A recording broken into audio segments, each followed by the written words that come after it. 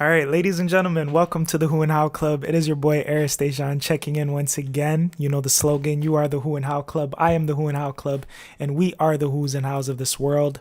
Without you, without me, there is no we. So while we're here together, why don't we just shoot the shit, talk shop, pick each other's brains on various topics, things that are really difficult to speak about and people are afraid to touch base on. But that here on this platform, this is what we do. We just speak freely without any judgment. And even though the conversations might be a bit difficult at times, and I like to promote them as healthy debates.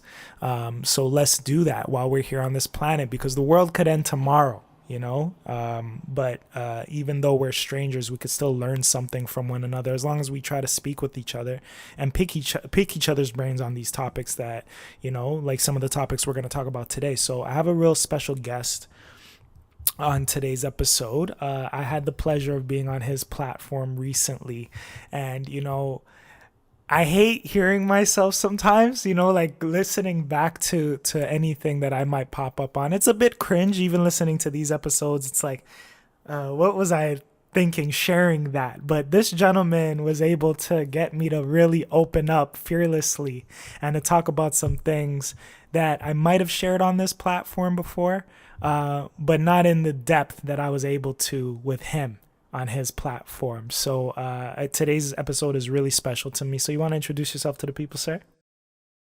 My name is Allan Clarke. I'm a psychotherapist in Ireland in private practice. So my degree is in counselling and psychotherapy. My master's is in child and adolescent psychotherapy. And I'm also the host of the Straight Talk and Mental Health podcast, which was my platform for you. And I was able to get those things out of you. Oh, 100%. And I've no doubt it will be reciprocated today. You have a talent for, not a lot of people can do that. So I commend you for being able to do that. But let's just get some hand claps for Allan today, because he won't be able to hear the hand claps, but he will in post.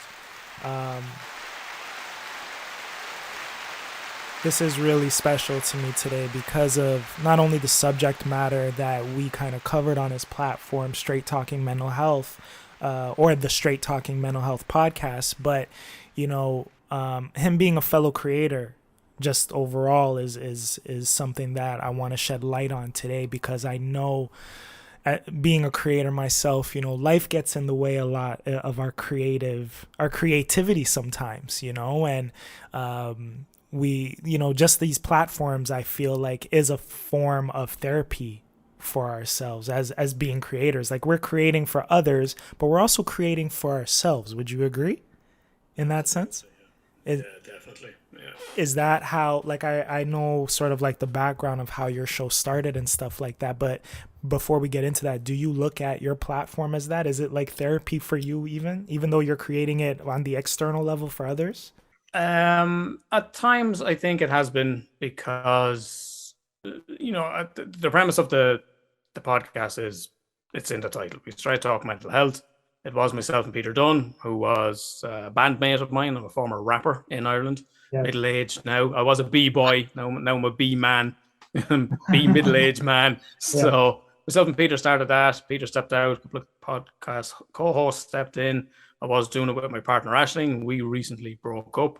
And the first aspect of the show was always our check-in. So it was always what's going on in our lives, what we've been up to, how we've been feeling. So we really tried to model these conversations around mental health by having those conversations ourselves. Yes. So the big thing for me was always pushing for that first half hour or so on the podcast. Yes. Because that was the bit I enjoyed. Yes. And that was that check-in of what's going on in my life, how I'm feeling, how the other co-host was feeling. Yes. And that was the therapeutic part for me. My journey through being diagnosed with autism probably wouldn't have come out if it wasn't for the podcast. I was touching on certain things in the podcast, and the final piece of that was someone we followed on the podcast Twitter account had put up a tweet saying, just remember, if you find yourself constantly going back to the fact that you may be neurodiverse, ADHD, ASD, just remember neurotypical people don't always do that. Right. They just know they're not. Right. But if I hadn't seen that tweet, I'd have my suspicions for a long time. But that tweet was kind of maybe the thing that pushed it over the edge, that made me go for the diagnosis. Yes. So the podcast has been therapeutic, but it's also at times, work for me. You know yourself, you're interviewing guests. This is work for you. Now I get to sit back. I was like, Arys he needs to come up with the questions. He needs to edit the podcast. This bit's all on him. So this is the part of it I love, that I can be open. Yeah. Right. And when I got a chance to sit with you that initial meeting, it was definitely therapy for me, because like I mentioned earlier, you got me to open up about some things, specifically, my father and the absence of that, and we sort of were able to relate on like our family beginnings and how we were raised and stuff. And it was only right that you would come back on, sort of return the favor and be a guest on my show, because I wanted to further the discussion and really pick your brain on certain things. But it was like a therapy session for me, and I hope that doesn't devalue. The reason why I asked what I asked initially was because I hope it doesn't, some people might look at it and like say, no, this is purely just for entertainment. This is art. I don't want people to feel like it's therapy or whatever. But I try to promote or open people's eyes to the fact that, just conversing with another human being is a form of therapy. It gives you perspective, picking people's brains so that maybe you can use them as a soundboard, on some things. Like, to be stuck in your brain all the time by yourself, coming up with scenarios and stuff, or you might think one way, but maybe, someone else thinks a different way of that same thing that you're thinking of. It's perspective, and you can learn from that perspective. You don't have to agree, you also don't have to disagree, but you could find some sort of insight when picking other people's brains and conversing and communication, and it's a form of therapy, I feel. Would you agree? Yeah, absolutely. We've actually had a few guests that have been on the show, comment that it was quite therapeutic. There was a catharsis of being able to tell their story of, and obviously as a therapist, I'm coming in maybe with questions from a different angle, and right. Knowing what I know, I know what to ask. I know slight bias, slight bias. Yeah, exactly. I can't turn that off. But right. I remember as I spoke about it on my own show with yourself, and exactly what you spoke about there. It's that curiosity. It's that curiosity about people. Yes. That I think makes me good at my job, because I had a client this evening, and he went on a religious pilgrimage. We were just discussing religion, two very different views on religion and God and stuff like that. But it was this enjoyable conversation of, wow, you get that? Okay, right. And it was just, totally different perspectives, but entirely entertaining, and go, wow, no one's picking on each other here because of what they believe in. Right. It's just like, all right, that's what you think. Okay, well, this, and he's asking, this is what you think. This is what I think, and it's, it was just fascinating. And that curiosity about other people. Yes. And being able to tell, that's why we have guests on to tell the story. So if we're talking about depression, or we're talking about anxiety, we have people on that have experienced depression and anxiety. And majority of people, everyone. To look out for with anxiety. This is how you treat anxiety. This is someone that's lived it. I can tell you, well, this is what's worked for me. This has been my experience. Yes. Or the other serious topics that we've covered, and people that have attempted suicide, people that have serious psychiatric problems, coming on and telling what it was like in a psychiatric ward, coming on and telling how their grandfather tried to murder their father, stuff like this. It's an honor to be able to tell those stories and to be able to reach people around the world. So imagine keeping all of that inside. I can't picture a world. I'm grateful to live in the world that we live in. I'm sure, as you know, there are people around the world that don't have the opportunities that we have. And even though that doesn't devalue what we're going through or what we go through on a day-to-day basis, we have our own struggles and we can't do comparative suffering. But I am truly happy to be able to, not only create a platform for others, I'm sure you can relate to this, but also be able to vocalize and be fearless in sharing our stories, because a lot of people, they don't have the gall to even, they're afraid to share. They're afraid to share their experience. And it's crazy to fathom that, like, there are people who are afraid to do that, and they don't think that there are other people that can relate to their stories, you know? Like, you'll never know how connected we really are until you just open up a little bit, share a little piece of your life, and then you'll hear someone in the background, oh, me too, I experienced that as well. Let's help each other get out of that, because I got out of it maybe a few years back. Let me try to support you in so that you don't experience it the way I did. Like, we could really learn from one another. Is the term. Say it again, sorry? The wounded healer. Wounded healer. Ooh, I like that. Yeah. So again, like, I just want I'm giving people context as to why you're here with me today, and how deep our conversations can go. You know, you mentioned check-in before we check in, because I want us to kind of do that. Again, thank you, because once you had me on the episode and you posted it, I went to watch the video, and you and Ashling and the words that you had, it meant so much to me. And I just want to say thank you. Just thank you for having me on the show. Thank you for your kind words and how you've presented it. I'm excited to promote the episode even further, especially when your episode comes out. Something that I noticed was that I was episode, if I'm correct, I'm episode 98. And I found it ironic, like, I was born in 89.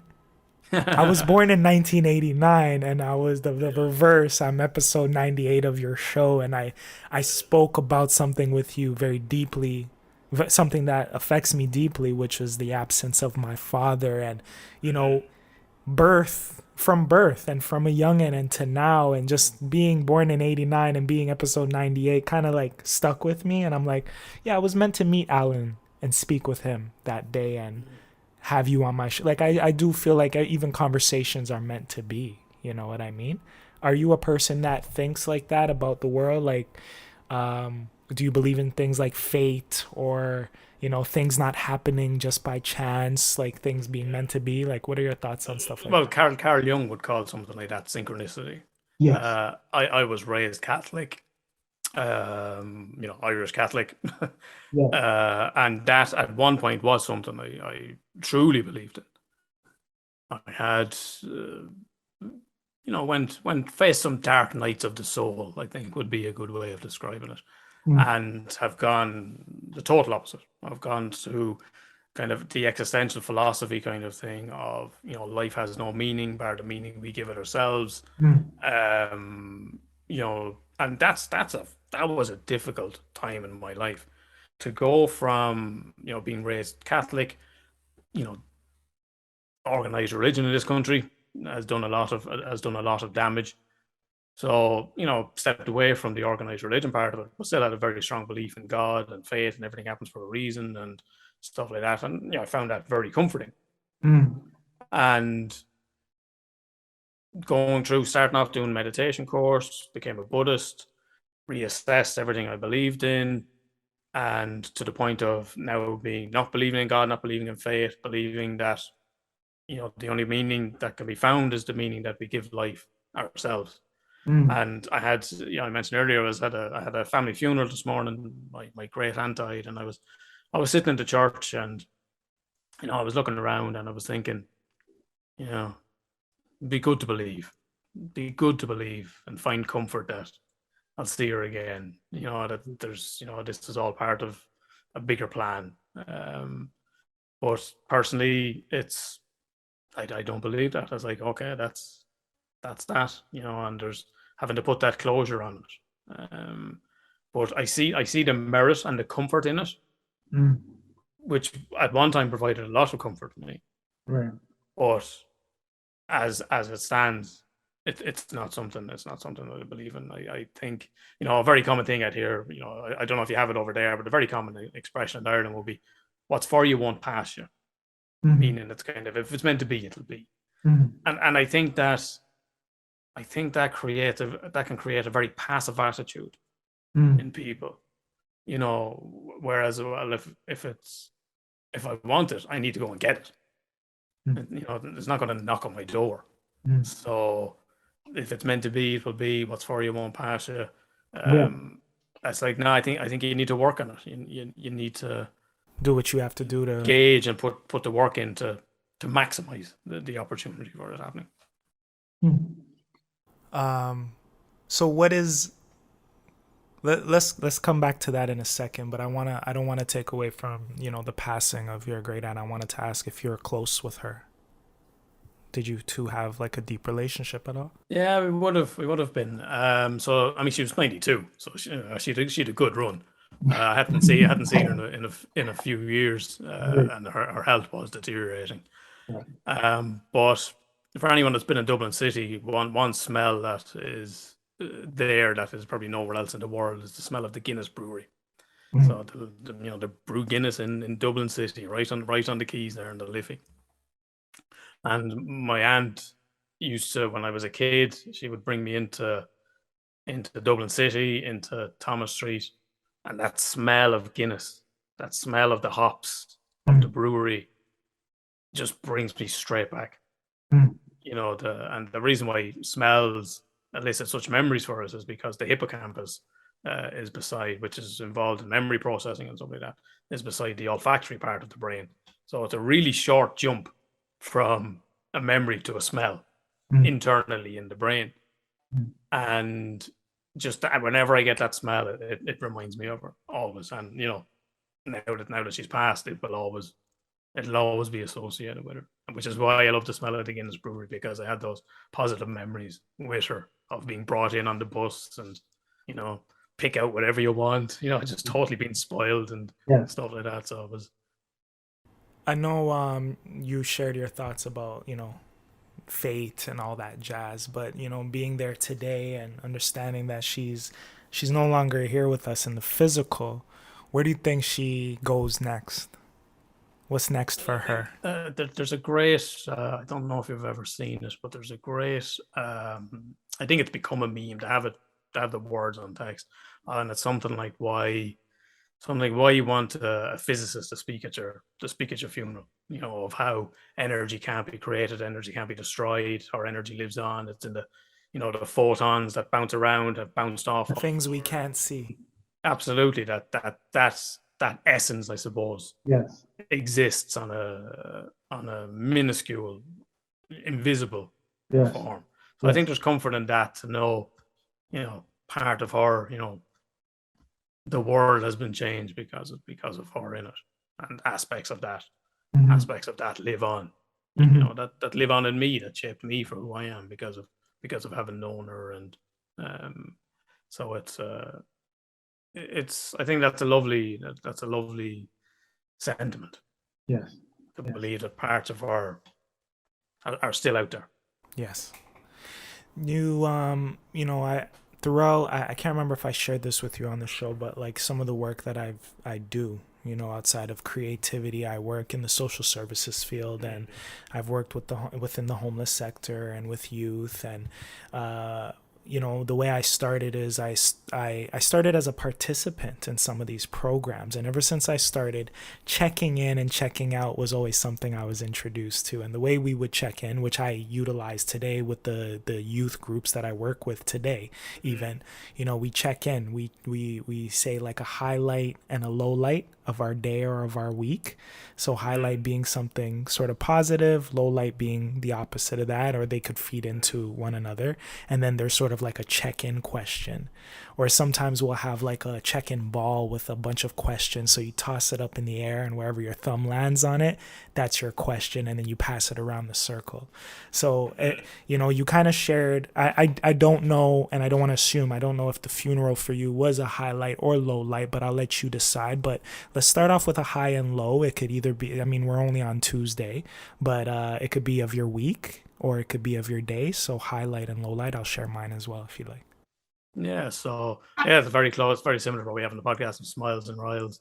So the funeral is probably both, a highlight and a low light. Obviously, my aunt has passed, but she got to 92, and I've seen a lot of family that I wouldn't have seen in years. Cousins, aunts, uncles, and there's one thing you're guaranteed at an Irish funeral, and that's the crack. Like, That's fun. That's jokes. That's how we deal with death. Yeah, I saw that term on a lot of your information, right? And I'm like, what is Yeah. that? But in context, I'm like, I know what he means, but it's not Yeah, a so term I'm so familiar the for. crack So for people that know, obviously the North American listeners are going to have a very different experience of crack. But CRAIC, crack is an Irish word.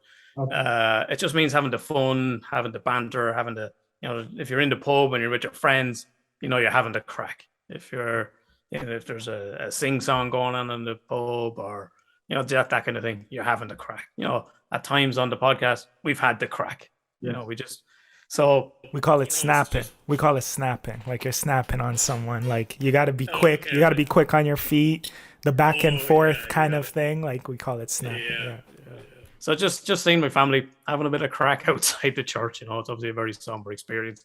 And then my uncle, who's his health is deteriorating as well, and he has one of those rollators, the things you can use to walk on, but it also has wheels as well.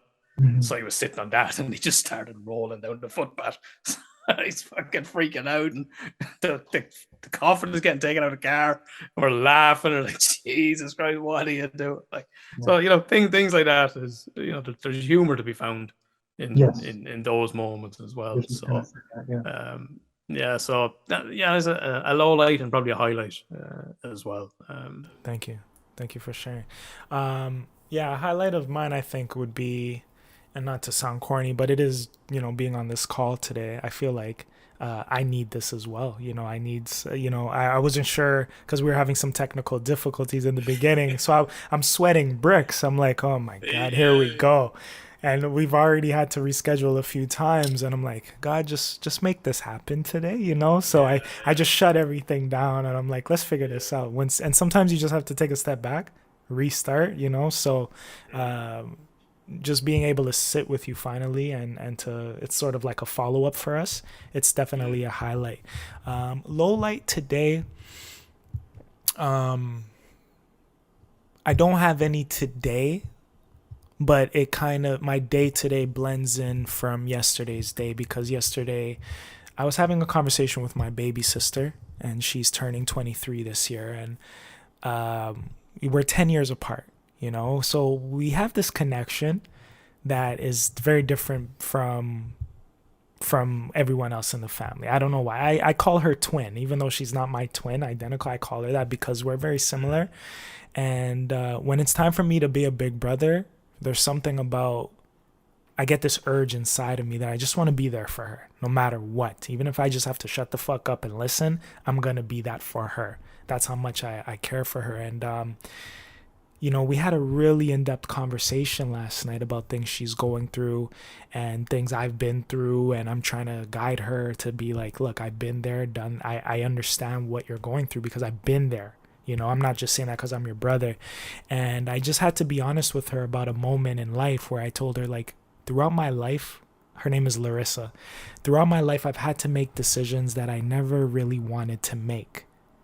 And you'll realize that as you get older, as you grow, forget about age, just as you experience, you're going to have to make decisions that you really don't want to make. But you making them will make you stronger. If you can live with the hardest of hard decisions that you don't want to make, sometimes you feel like you're forced to make them. Like, let's just say you might love someone, but they're not good for you. So you must release them. They could be your mother, your family member, a girlfriend, a boyfriend, whoever. It's like, I love this person so deeply, but I have to remove myself and release them. That's a decision one may not want to make. But what's the alternative? Staying in it? Like driving yourself crazy, compromising yourself. So just that conversation, like I had to make a lot of decisions yesterday, and she kind of closed off the day last night. So today I'm feeling free from those decisions, like accepting that I had to make those decisions. But yesterday was a roller coaster of emotions, and today I'm just like this. So I don't know if you can relate to anything that I'm saying. I'm sharing this in depth because I want to know if you can relate. And just what are your thoughts? What are your ways you can't even imagine, having just gone through a breakup a few weeks ago. With that exact premise of we wanted different things, and so my ex Ashling, who I hosted the podcast with, she Yes. lived up in Northern Ireland, 2.5 hours away. Yes.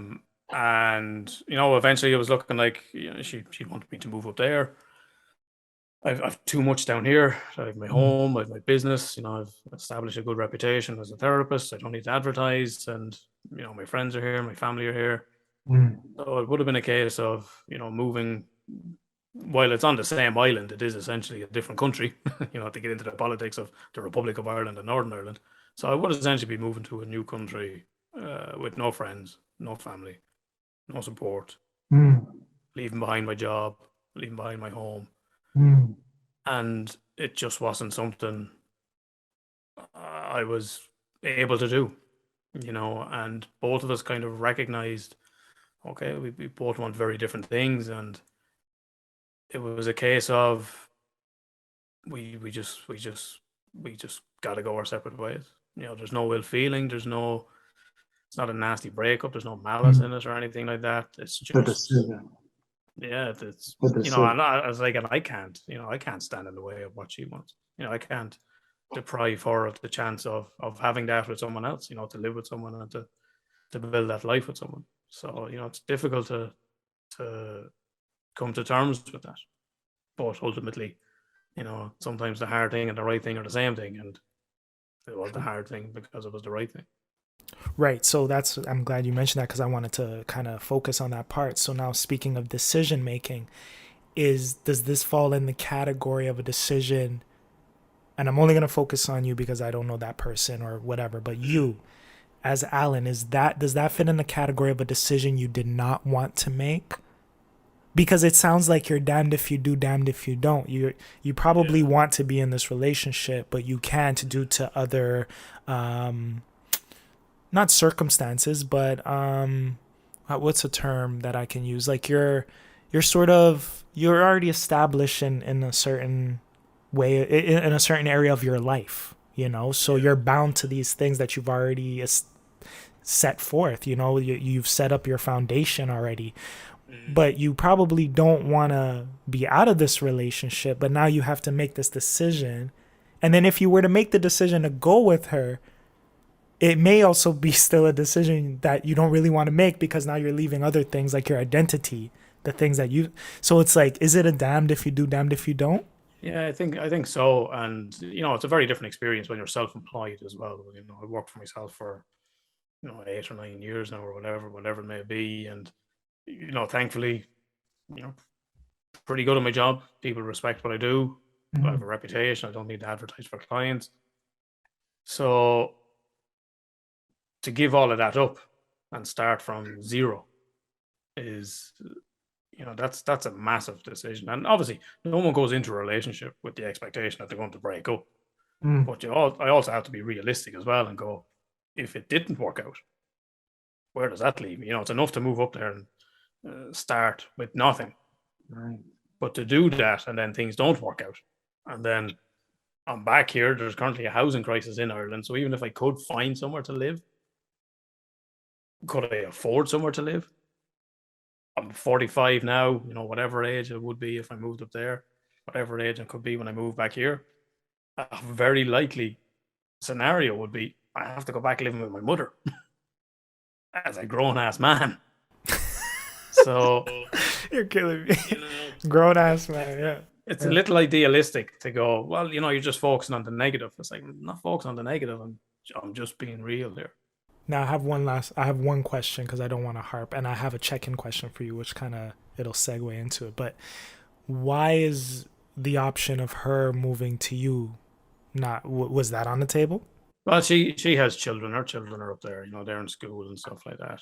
Okay. And the reality of it is the cost of living in the Republic of Ireland is absolutely ridiculous. She's up there. They've got the NHS, free healthcare. Go to your doctor, it's free. Get your prescriptions, it's free. Go to the hospitals, it's free. That's not an option down here.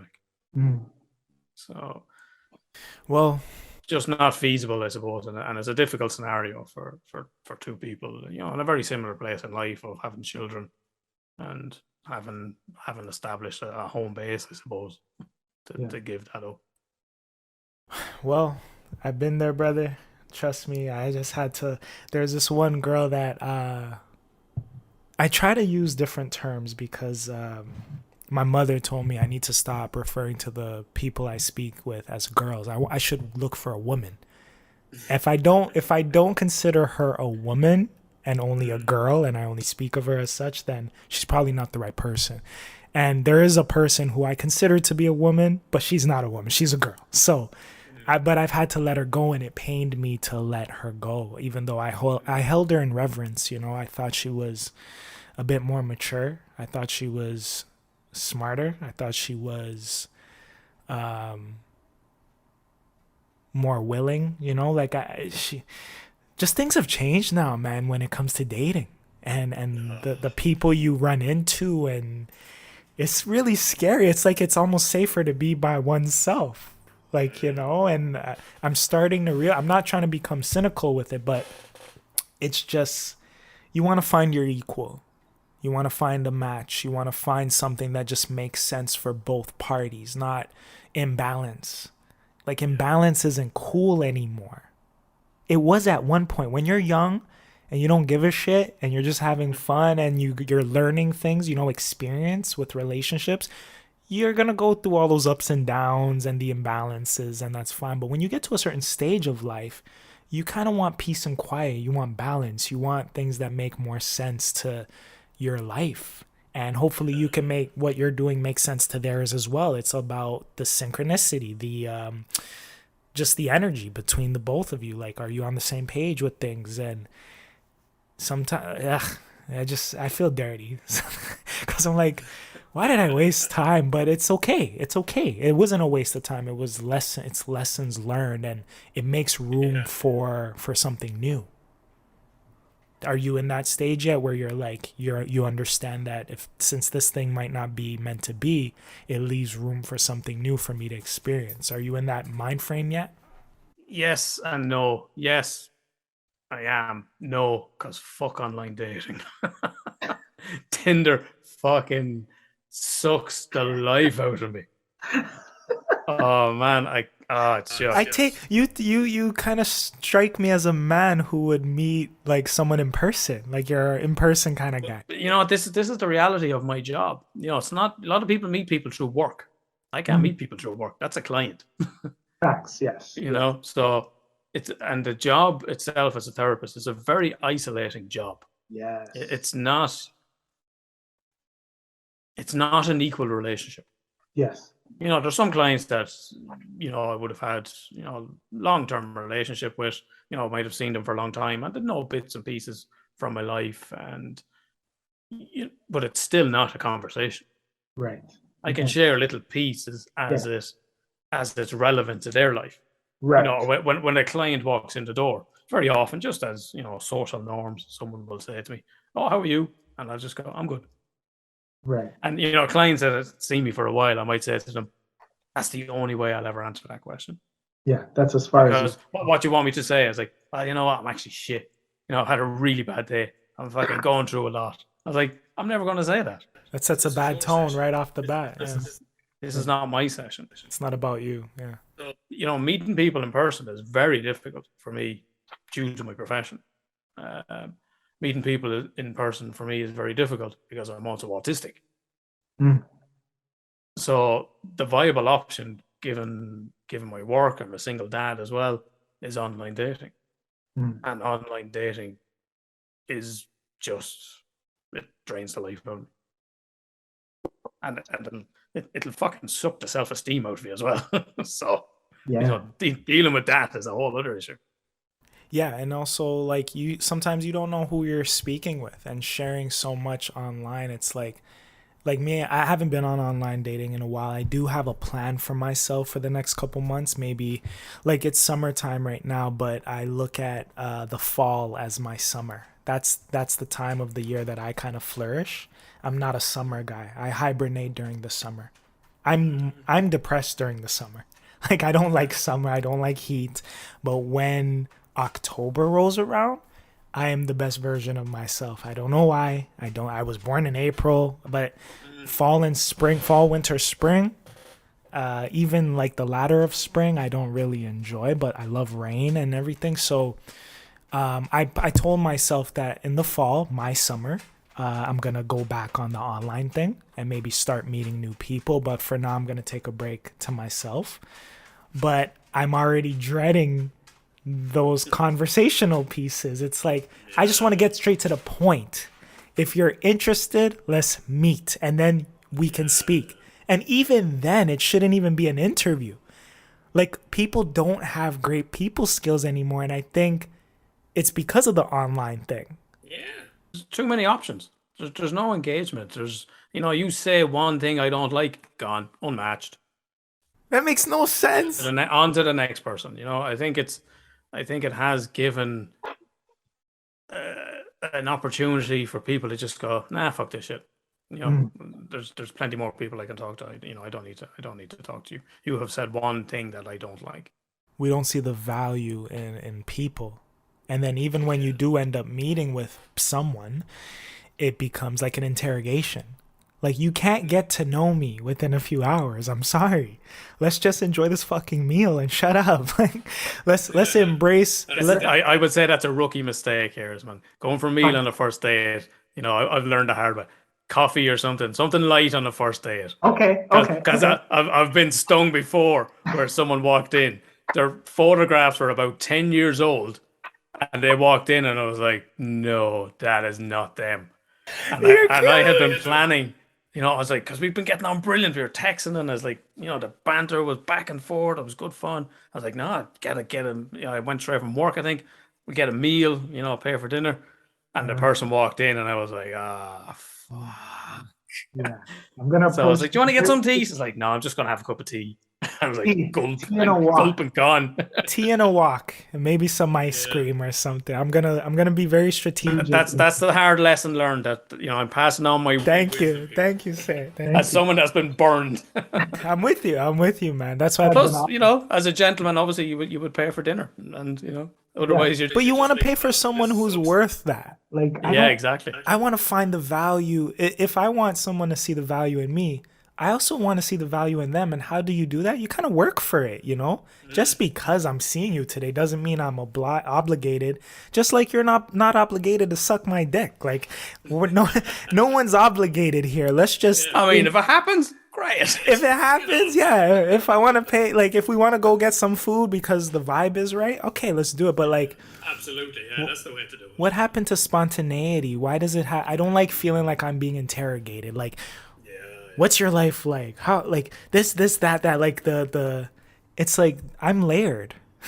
You won't get to know me in this little moment here, or your prepared questions that you have for me. And if I don't meet that criteria, you're out. Yeah. I'm an experience. You got to be around me a bit more. Like, there's more to us as people. Like, we have to see the value in one another. To want to sit and meet and converse and pick the brain of someone else. What are your thoughts, Allan, on religion, or like the way the world is now? Or are you family oriented? What does family mean to you? Can you cook? Like, let's go deep into like their attributes, like really find those things out. How are they as a being existing in this day-to-day world? But it's a sign of the times that it's just all so superficial, like. Just a superficial time. It's just all surface level. There's no depth. It's on to the next person. Don't like that. Bang, next. Ladies and gentlemen, if you've heard anything so far between Allan and I and the things that we're kind of just shooting the shit about, and you want to, pick Allan's brain on some of the things that he said so far, just touch base with him on social media. I'm going to leave links to his show as well as his social media in the description below. You could always touch base with me at whohowclub or whohowclub@gmail.com, or just look up the website whohowclub.com, and you could submit a question or just reach out to us on our Instagrams and just touch base. You can leave a comment in the comment section below on this video as well, because we're doing it visually today over Zoom. Allan is my first guest from Ireland, so he gets that crown.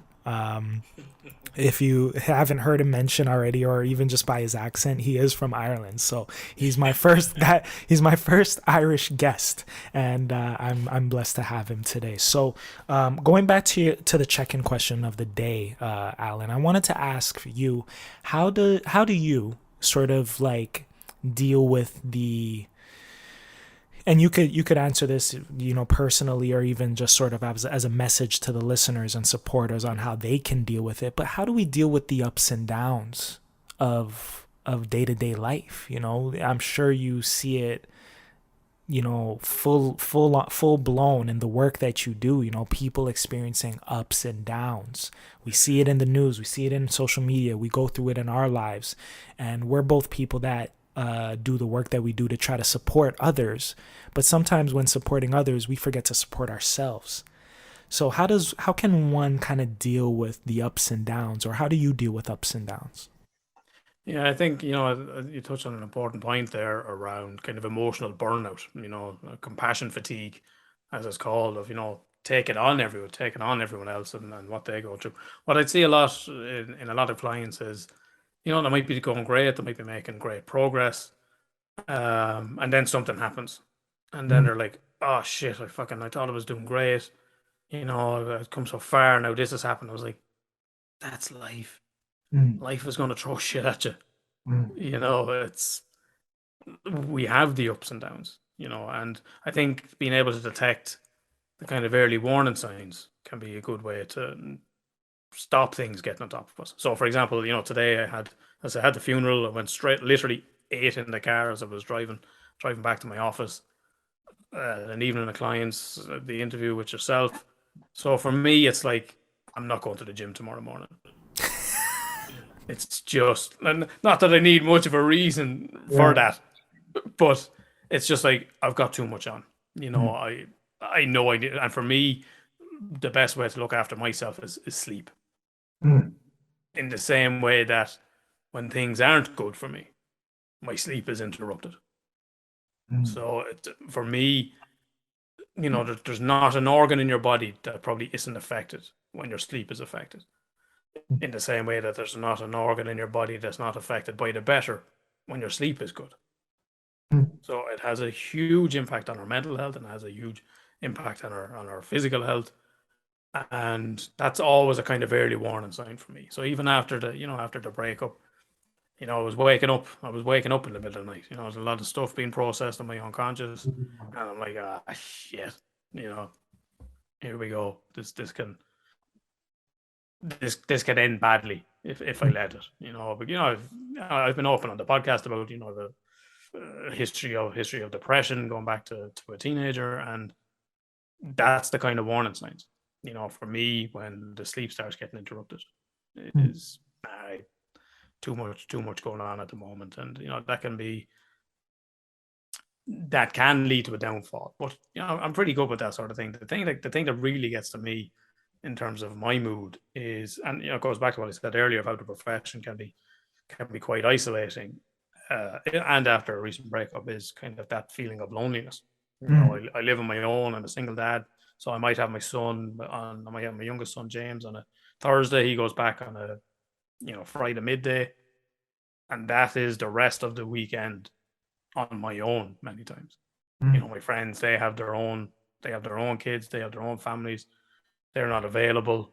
The autism doesn't lend itself to being quite social and going out into pubs and stuff like that, and and I have done it in the past, but that isolating experience of the work, and sometimes I get in and I'm just fucked, I am wiped, and many times it's straight, literally in the front door and straight up to bed. I'll read in bed, I'll watch an episode or something maybe on Netflix, and then I'm gone. Yes. So a real trigger for myself around my own mental health what gets me down is that experience of loneliness, because it's something I've experienced throughout my life.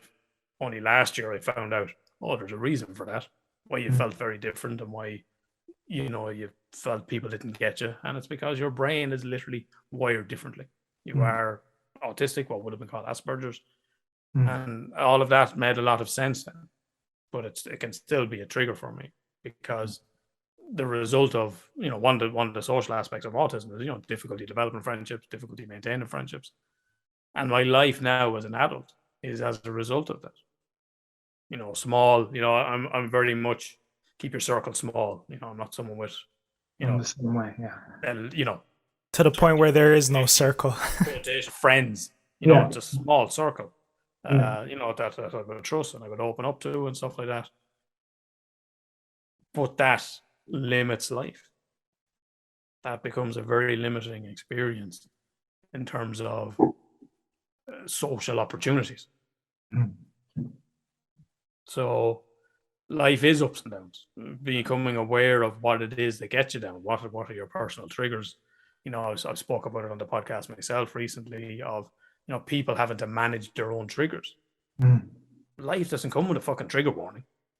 Calling for such and such a film to have a trigger warning because, I think what the aspect I was talking about was around the new Thor movie, and they're calling for a trigger warning because, I won't give a spoiler, because of something that happens in the film. It's like, it happens at night.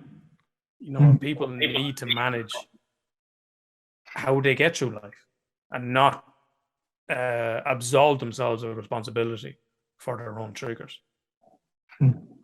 Mark Twain said, life owes you nothing. It was here before you were. So, expecting everyone to bend to make us comfortable only prolongs the distress. So, you have to kind of face that, through personal therapy or through your own personal growth, your own personal work, to ensure you don't get triggered. And blaming people then for triggering you. It's like, it's your trigger. Yes. Yeah, they're not responsible. They're not responsible for your trigger. And that's something that I've tried to, I'm going to use the term preach, but I don't mean to use that term. It's like, because it's just that people aren't aware of that. They're blaming people for, you can't blame someone external or something external for the trigger. That thing's going to exist with or without you. So it's your job to manage your triggers, and it might come across insensitive to some, but it's just the truth. It's just a fact of the matter. And it goes back to what we were saying earlier about, making decisions that you might not want to make. If my mother is a trigger for me, her behavior,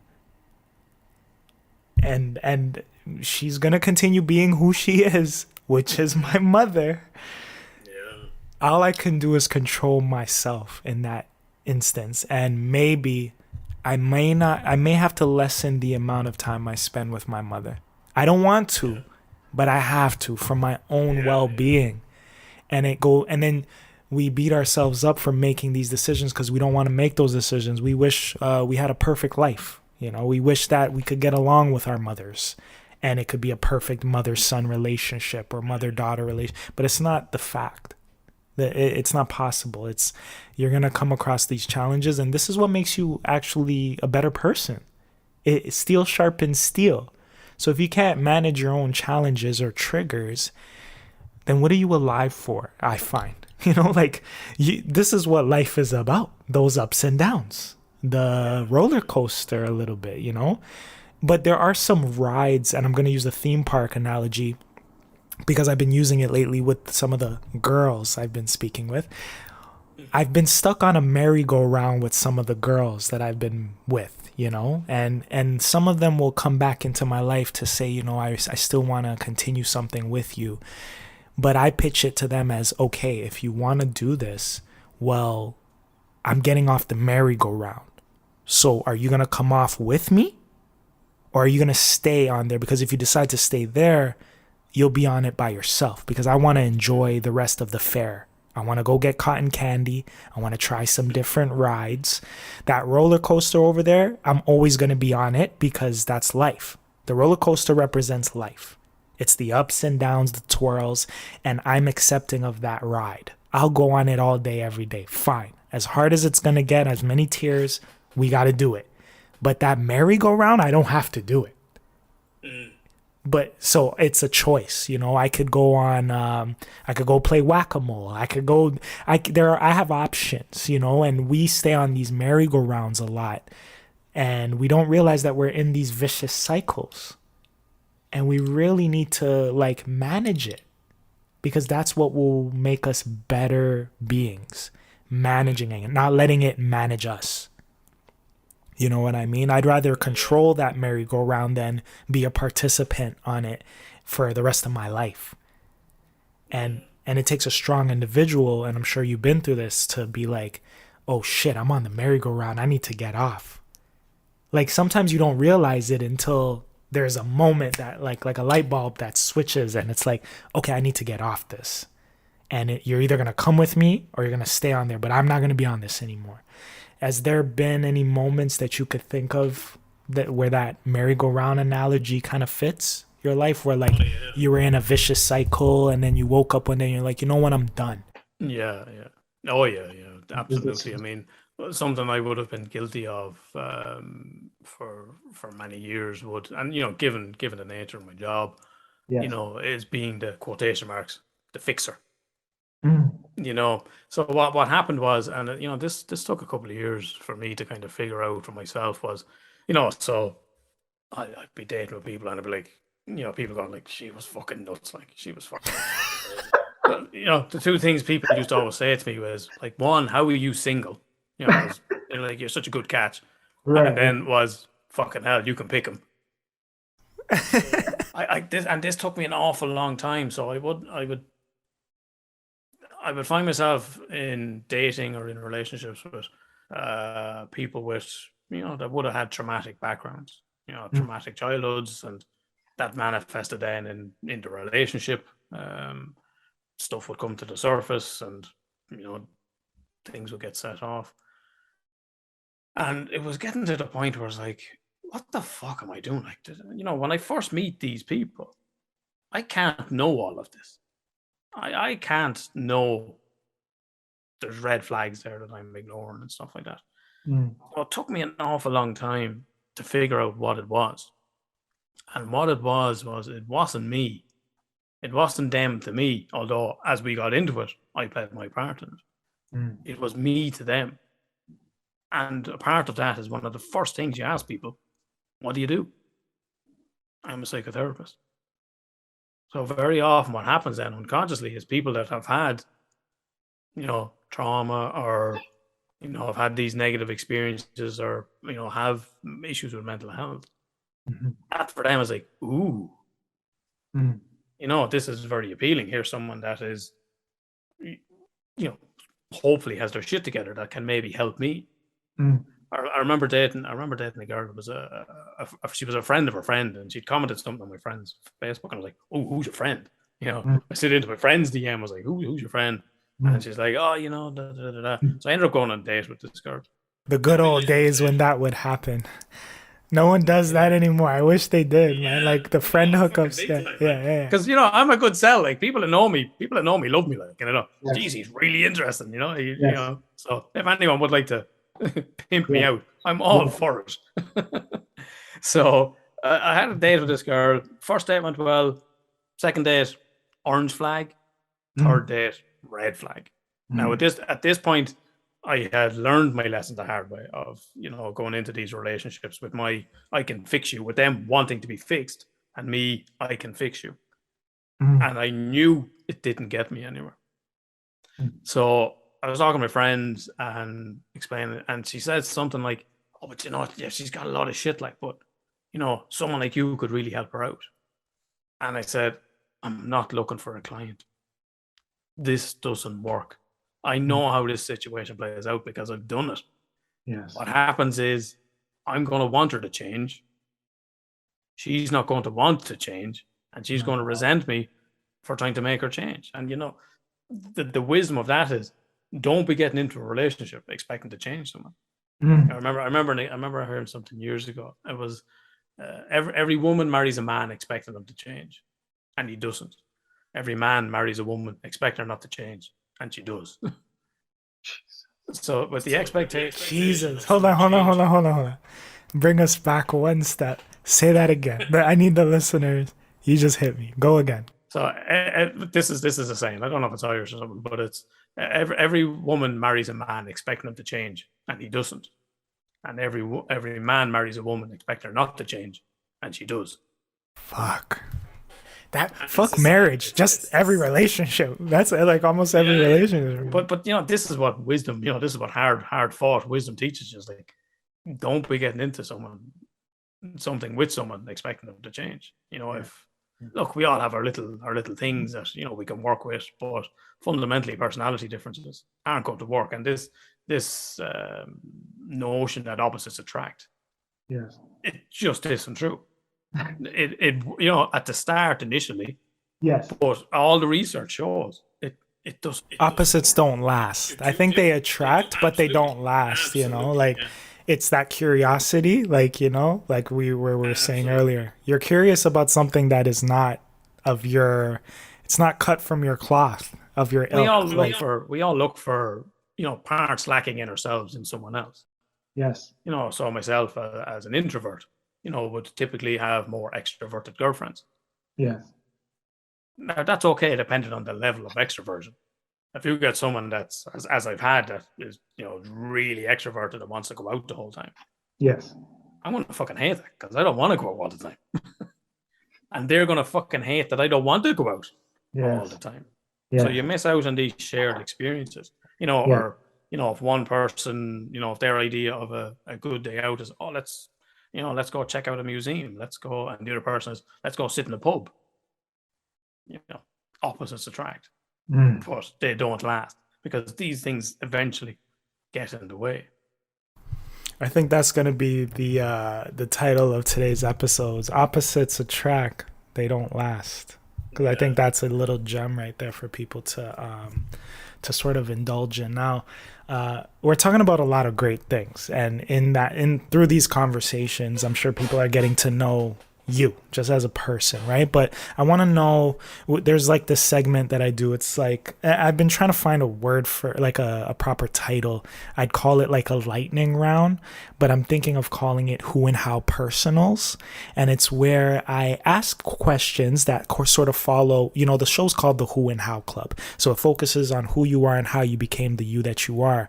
And the moment I learned about the 5 W's, the who, what, when, where, why, and also sometimes how, especially when creating stories and stuff like that. It's sort of like the gimmick of the show. We use the 5 W's to get to know people. So I've been restructuring lately, and I'm like, let me make that sort of like the lightning round.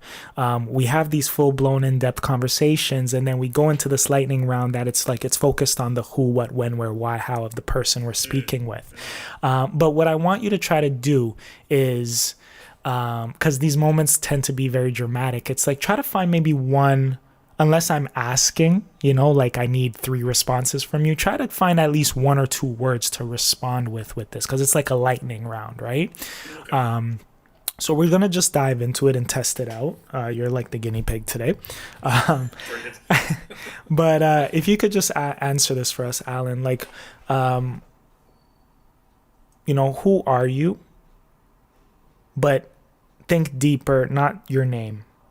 Like if, let's just say this was your new Tinder profile, and you had to describe yourself in like 3 words. How would you describe yourself in 3 words? Who are you? Who is Allan? A good man.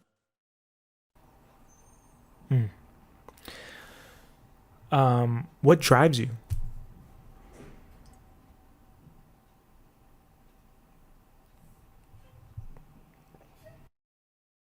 Doing the right thing.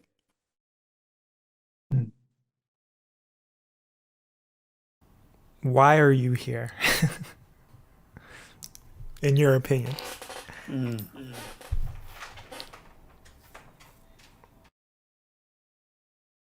To be remembered.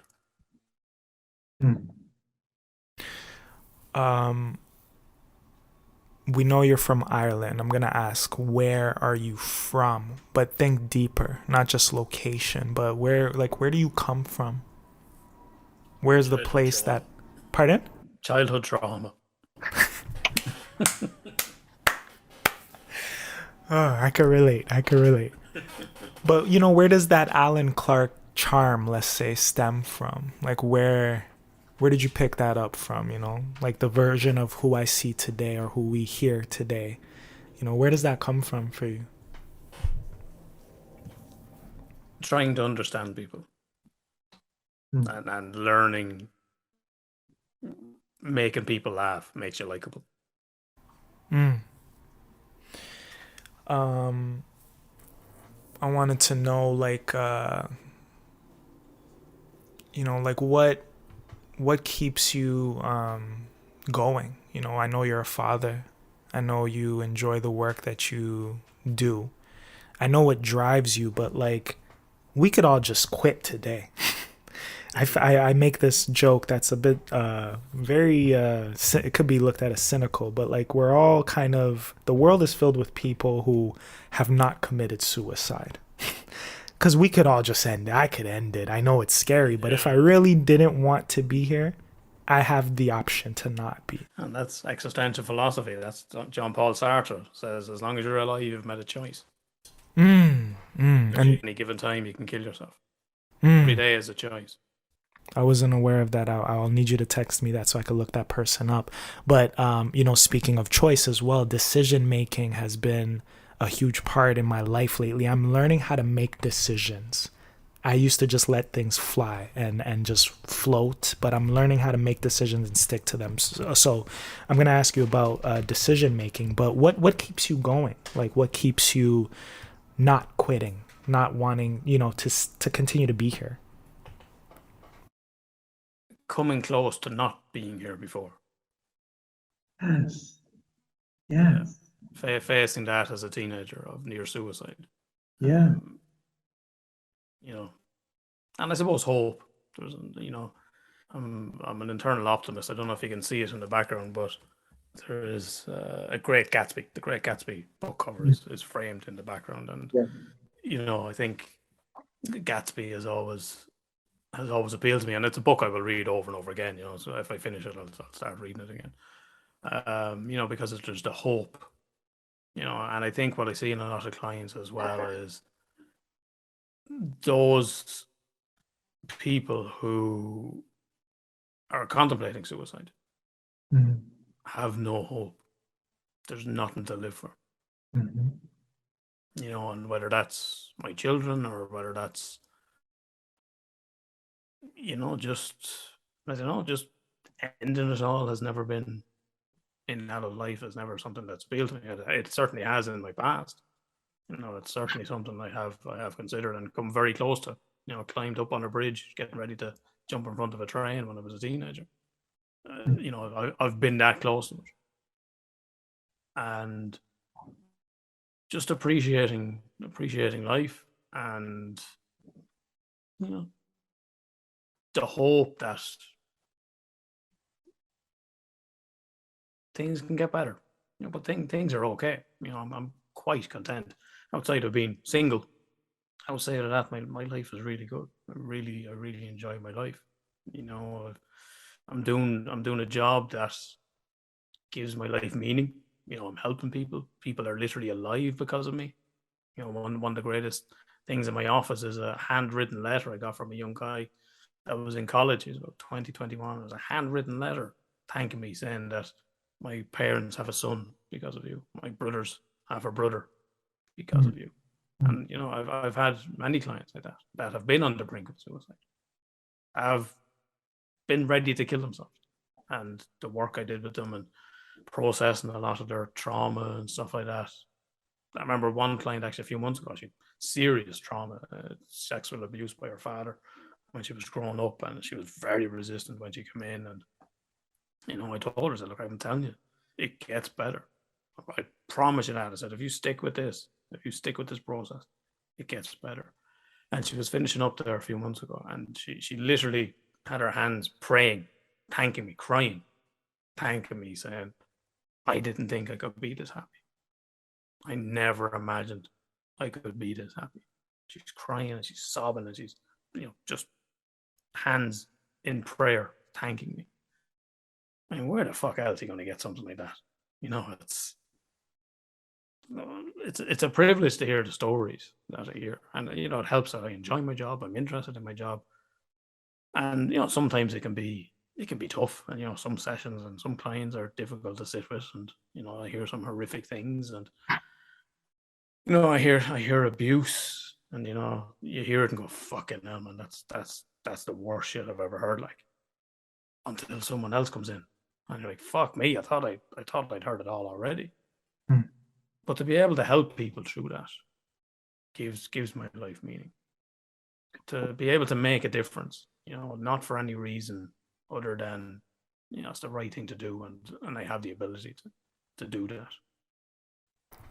When is the next sort of evolution stage for Allan? Like, when does the next stage of your life begin? I don't know. I don't know what's next for me. My life is kind of continual growth. I'm always trying to improve. I'm always trying to be a better person, and whether that's reading books every day. As part of my job, I have to do 30 hours of CPD, continuous professional development, every year. So I'm always learning something. I'm always happy to share that knowledge with people. With the podcast, it's all free. I'm dishing out all my years of education and client experience and life experience, and I'm prepared to just sort of take away, just getting better, and as I said, who am I? Like a good man. Like that's my desire, to be remembered as, he was a good man. Who inspires you today? I think I've always looked for mentors. I've always looked for other people to inspire me, because I never had that. I had a father that wasn't very present. I've always looked up to just people that are at the top of their game. Whether that's Formula One, the likes of Michael Schumacher and stuff like that, who would have been a huge hero of mine sportingly. But there's no one that I really look up to and go, you really inspire me or anything like that. And I wish there was. I've always wished with a mentor that someone came along and just went, you know what, you got potential. An arm around the shoulder. Let me make your life a little bit easier. It's been a fucking hard slog. Been a hard slog since day one.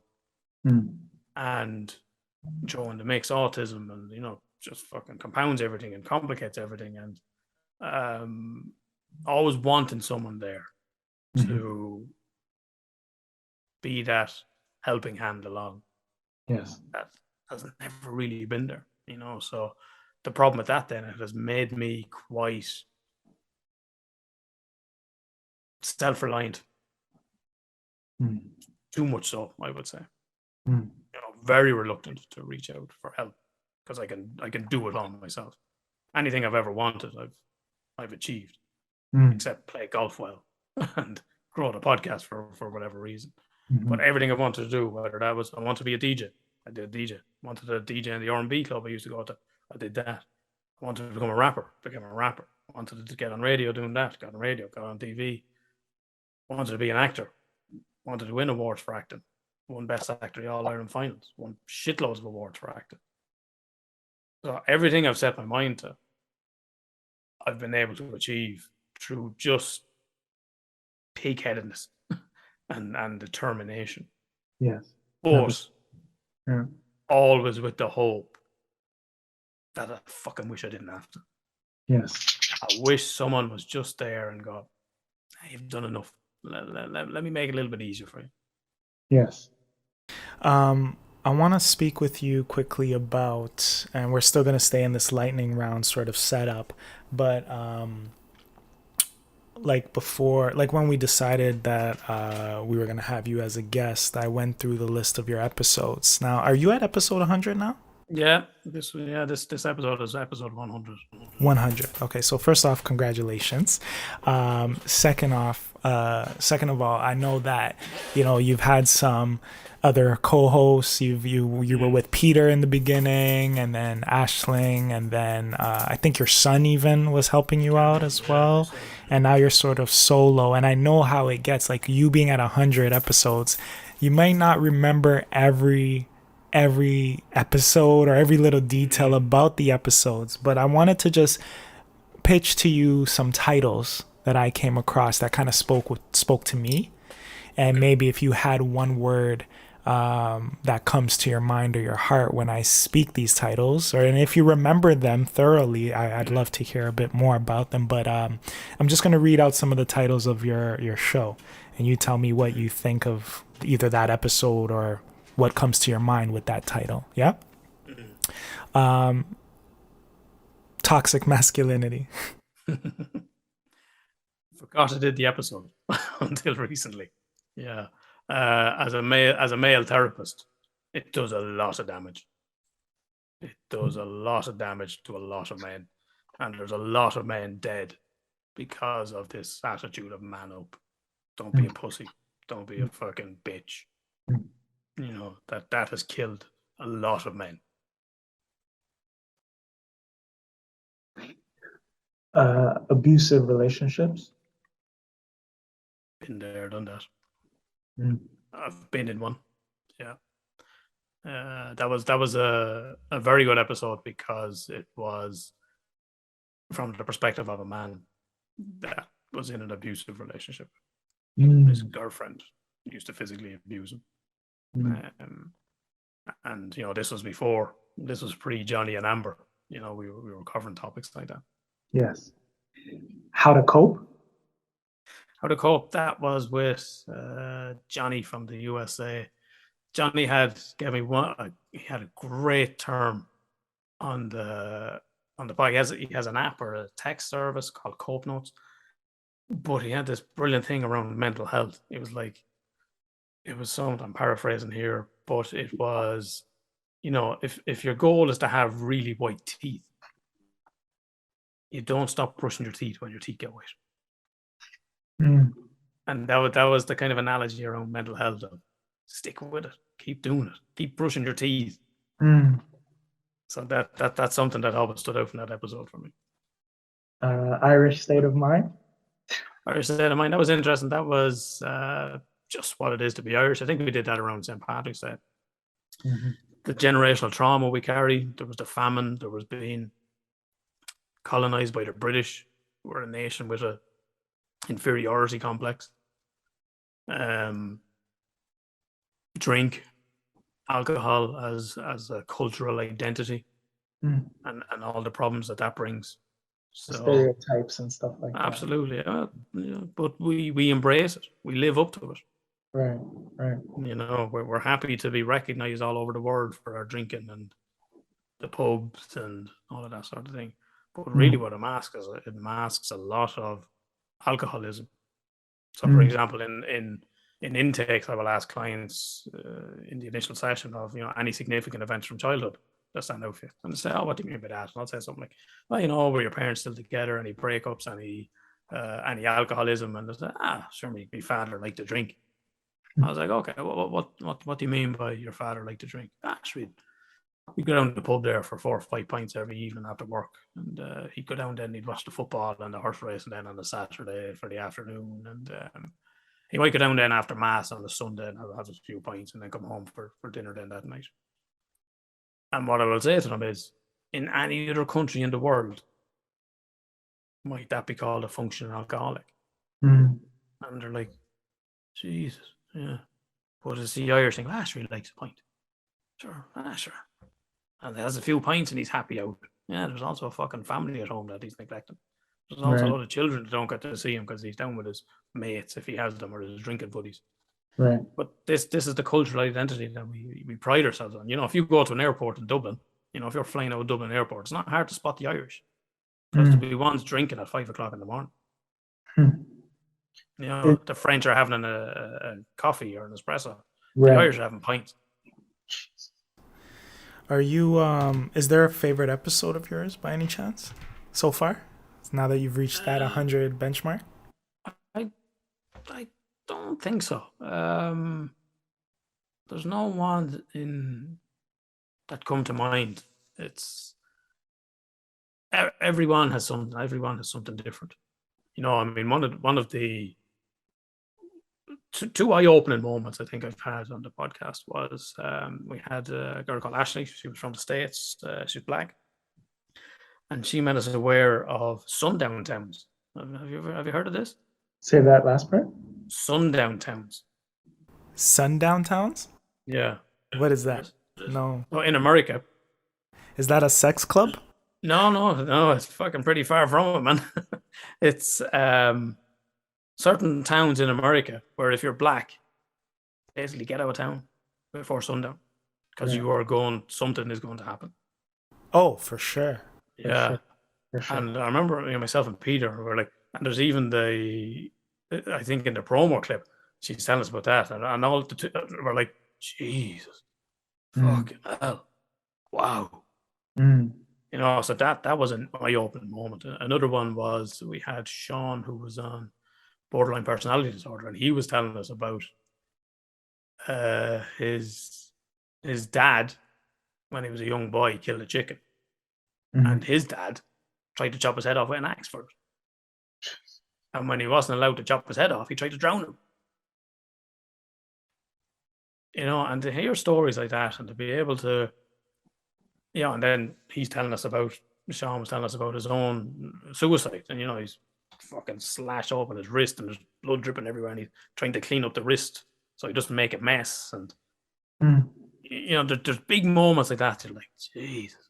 But if you could look, I could listen back at any episode and go, fucking hell, we also did that. There was a girl called Pam. She was on around bipolar. We great crack. She was great fun. But she was talking about having 4 or 5 suicide attempts. And you were like, Pam, it's not for you. Like, you're no good at it.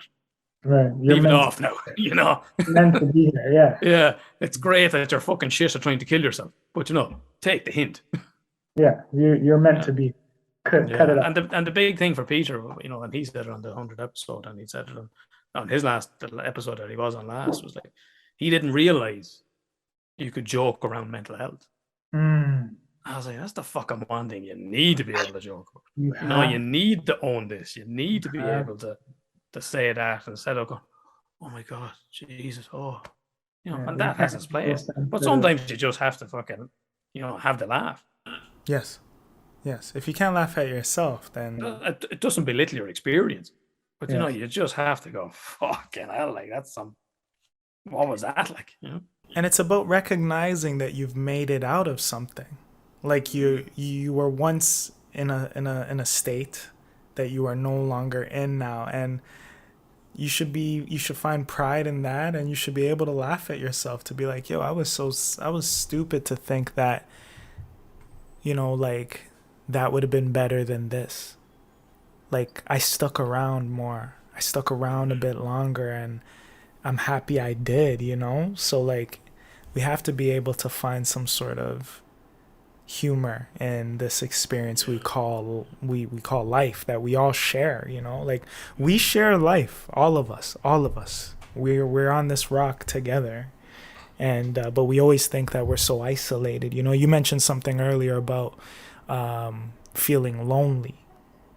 And, I think life is also about navigating the difference between being alone versus feeling lonely. There's a difference between that. And I think make that point to clients. They are very different. Very different, right? Different. You can be on your own and not feel lonely. You can be in a room of 20 or 30 people and still feel lonely. Yeah, you could be in a relationship that, like, that's the worst. That is the worst loneliness. And I've seen that in clients who, when I bring their awareness to the fact that they are lonely in their marriage, in their relationship, it's worse because the expectation is that you've got your partner, that you have someone that you're meant to feel special to, or who is, you're meant to feel connected to. And to not have that in a relationship, I think is some of the worst loneliness that people can experience. In my experience of sitting with clients, that's a different type of loneliness. I have a client, and he done some great work, and he comes in every 2 months now or so. But if I was a cruel man, I can make him cry on cue. Every single time I mention this to him, he starts crying. He was in a very unhappy marriage when he came into me. He's now thankfully in a very happy marriage or relationship, and he's over the moon with his life. But he spoke about come home from work and would sit at the top of the road in his van rather than go home. That gives me like I would never, I don't ever want to be in. Imagine the loneliness that it feels. Like I would sooner sit here on my own than go home and be disconnected from that. Well, it's just like calling we were talking about dating apps earlier, like social networking.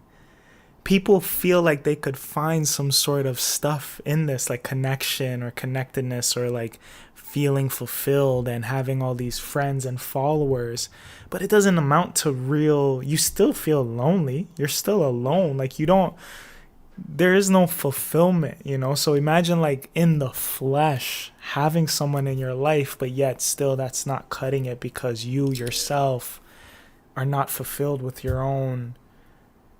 What is it? Like, what have you found? Like, what is that caused by? Is it because the people themselves individually are not happy with themselves? They need to learn how to spend more time. Have they spent their whole lives chasing fulfillment through the external bodies? Like what have you found? A client, in terms of dating, I just spoke about it. A client gave me a brilliant one years ago. He was doing online dating and stuff like that. And he said, it's white bread. Fills you up, but there's no nutritional value. Kills time, but it doesn't do anything for you. Right. No, white bread, it's tasty, fills you up, fucking no nutritional value. And I think that's what, and I think it's a perfect description for dating apps and the majority of dating experiences. The majority, like, I mean, your age. So what I see, the difference is, people will say your age and below. All they're on dating apps for is to get Instagram followers. Because they'll have their Instagram on. Don't use this much, get me on Instagram. All they want, they're just racking up their numbers, and it's all this, take away your followers. What have you got? Got nothing. You've no substance. You wonder, and I see it with people that are attractive, and it's like, congratulations.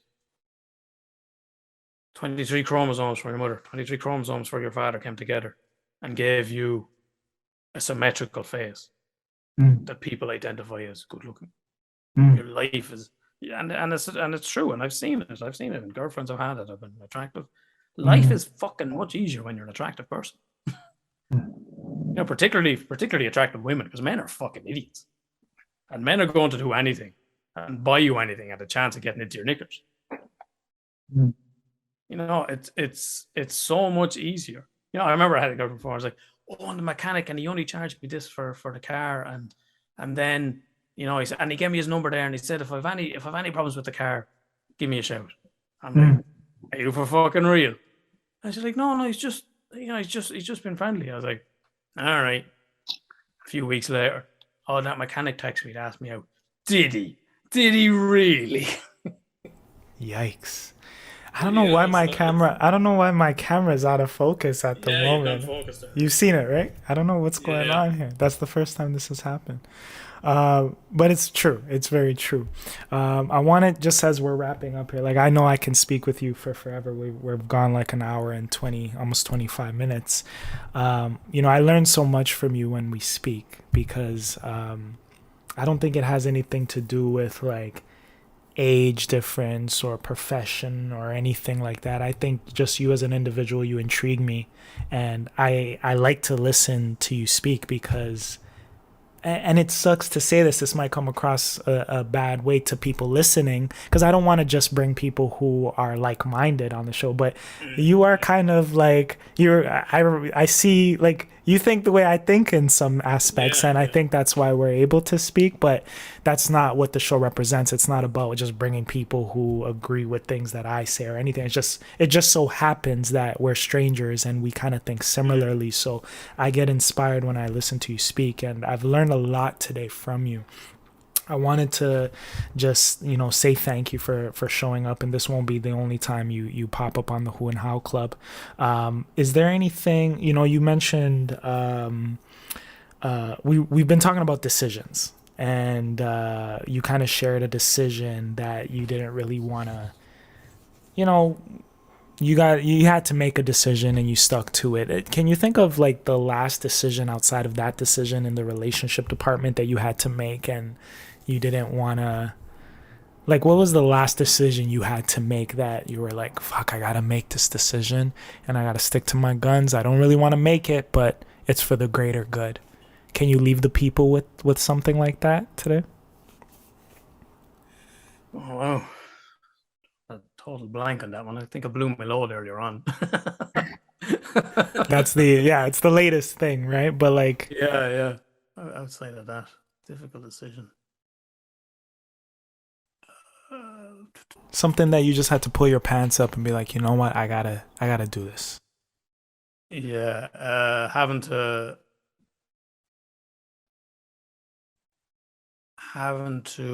break confidentiality around a client that was suicidal.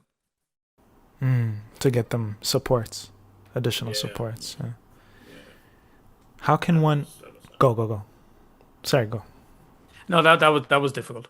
Mm. Now that it was made infinitely easier by the fact that she knew she needed help. Yes. But having to, navigate what you say without, breaking full confidentiality of Yes. just letting the doctors know or something like this person needs help, like, and having to pull the professional card where she couldn't get help. Yes. Um, so that was a difficult thing of going, okay, and I need to report this. You have 1 minute to talk to the listeners, supporters, let's just say the world at a podium and sticking on that difficult decision making process. What's your like final minute message to people when, like, how can they deal with making those types of difficult decisions? What's your advice for them? What kind of message would you leave with them? I think the biggest lesson I've learned in life is it comes down to love.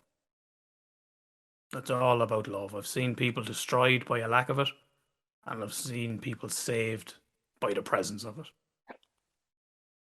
And with love for another person as your intention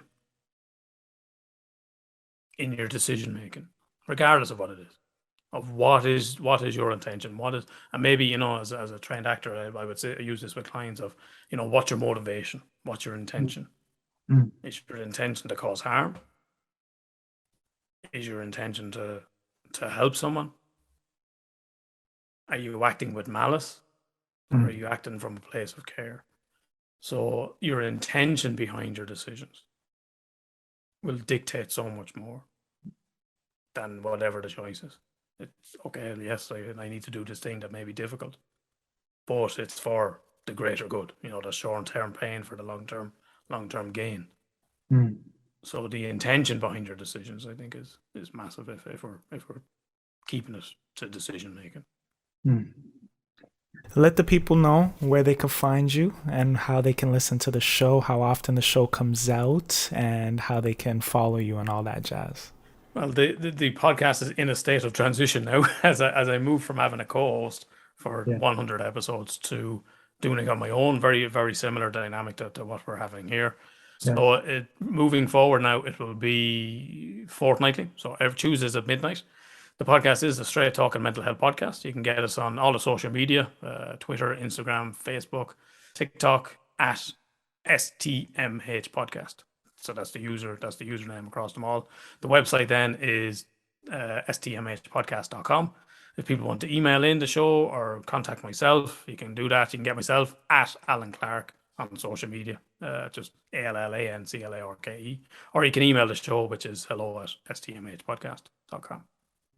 I know as a fellow creator, we always want people to go back to the beginning to start with our content and indulge and work their way up. But let's just say there are some people who like to start in the middle, maybe start at the latest. Is there a particular episode you would suggest they start with, or you'd want someone to start with, that sort of encompasses the like your show's theme and everything like that? Yeah, I probably should have had them open just to have a look at what we've done because I've forgotten.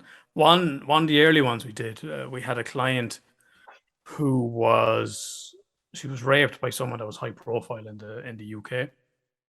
She went under a false name on the podcast.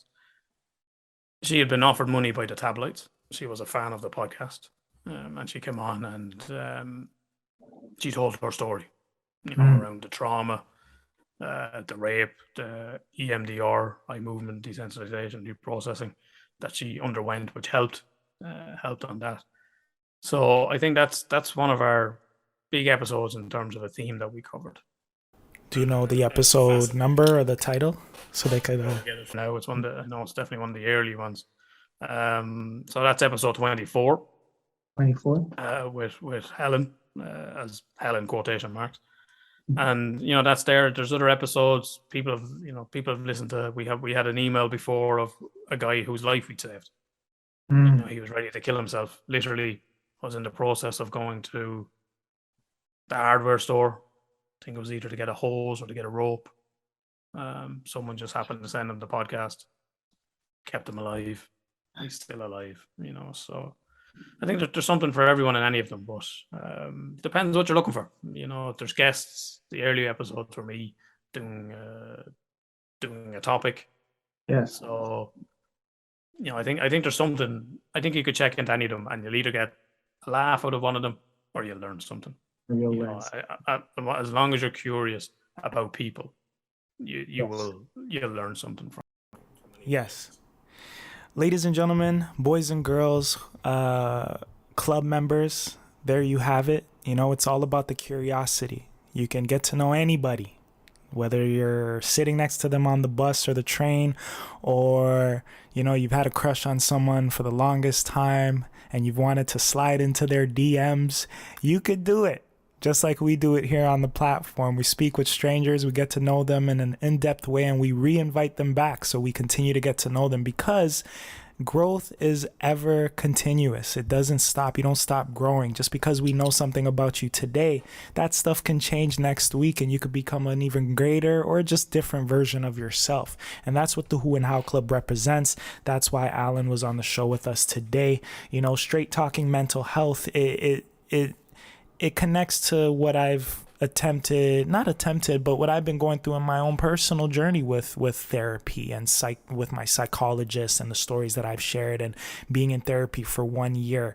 I feel like I've met Allan Clarke for a reason, and I really wanted to shed light on who he was as a person, who he will be, and what he's all about, his life story, his creation. And we're gonna keep in touch with Allan and invite him back. So you all know the slogan: you are the Who and How Club. I am the Who and How Club, and we are the who's and how's of this world. Without you, without me, there is no we. So while we're here, let's talk mental health. Let's talk relationships, life stories. Let's talk decisions, those tough decisions that we all don't want to make, but if we make them, we'll become stronger. All right, we'll check in a week.